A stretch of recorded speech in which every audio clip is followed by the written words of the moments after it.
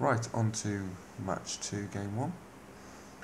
Probably the best hand I drew out of the whole draft this. I've pretty much got all the mana I need to cast where I've got in my hand.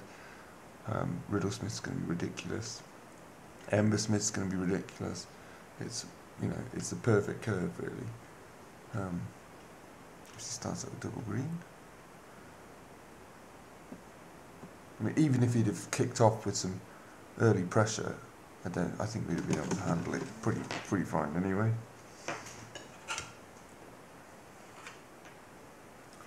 So we play the Embersmith before the Riddlesmith, just in case he next turn he plays something like a Volshot replica or something like that.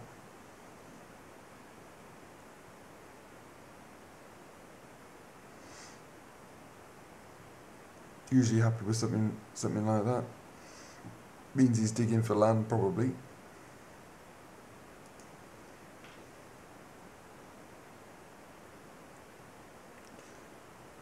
So we're pretty free to swing in here and play the Riddlesmith. Beginning to feel like cheating now. We're going to get so much value out of every single one of our cards.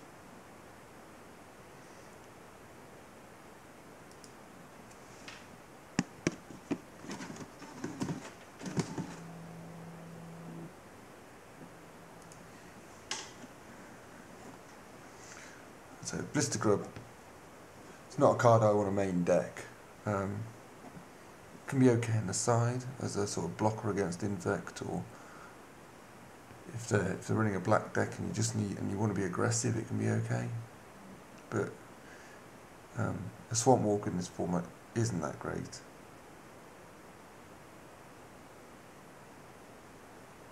So I played the Glider here just to be a bit more aggressive.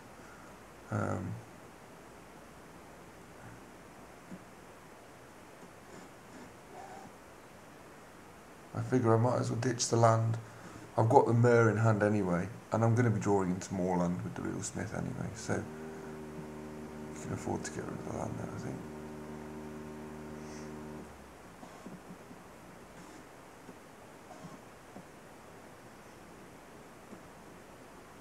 I could have played the Myr and pinged him for 1, but I'm leaving a mana untapped there. I might as well maximise my mana.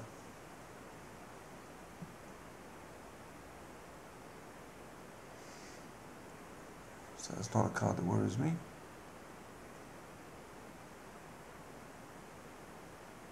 I think this is beginning to reflect how weak the packs were as well.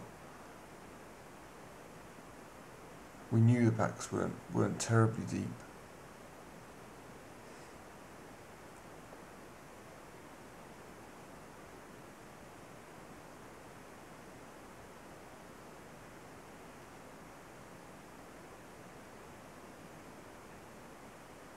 That's fine.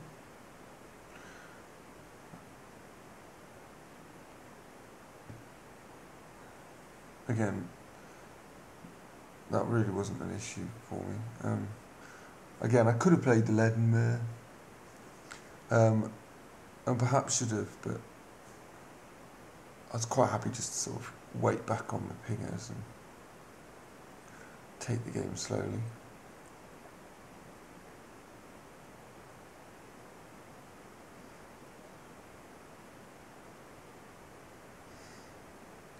So I can play the Myr now and then destroy his creature completely. Drawing another Myr there is pretty good. Like I say, the Myrs with the Smiths, they tend to work the best.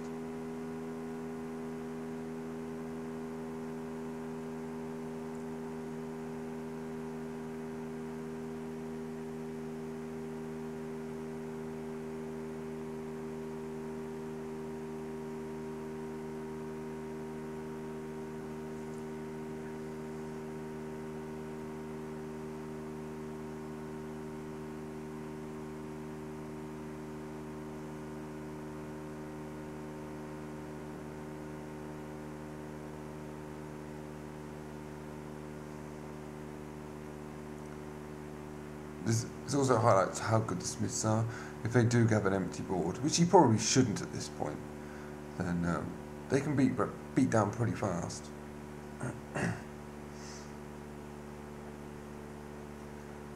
Not a terribly interesting game, this one, to be honest.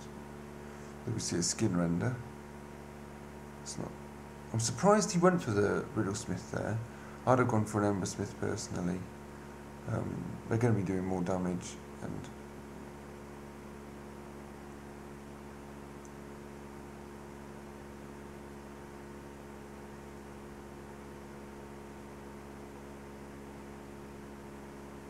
I figure at this point I might as well just do all the damage. I'm not too scared about a 5-drop. I want to keep rebuttal open. I'm already way ahead. I just wanted to get more mana out there, really.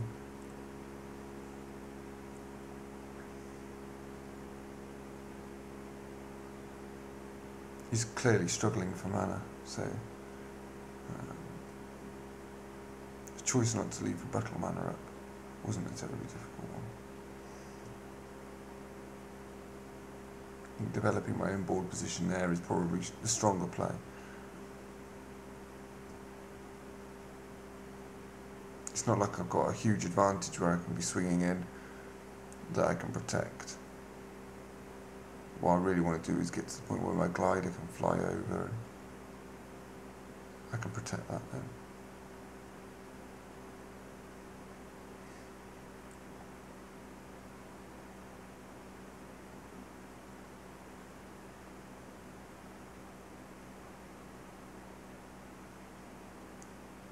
Obviously here I tapped my mana wrong. Oh no, I didn't. Thought I did then. I thought I'd not left rebuttal mana up, but of course I've got the Silvermere. Surprised he didn't tumble magnet there. So he cashes in a death for 1, which is fine. Absolutely. All he's done is cycle it. Very slowly. You really need to be getting 3 cards out of Death for it to be actually worth it. You need Proliferate, really. Obviously we counter that. And he quits. Which was probably the right thing to do. Not much here in the way of anything to sideboard. I was tempted to bring in the Blade Truck because just for a bit of beef, but then he's, you can skin render it anyway. He's got a few tricks, but I was tempted to bring in the Twisted Image just in case he played his Precursor Golem. I could have drawn 3 cards. Ancestral Recall's always a fun,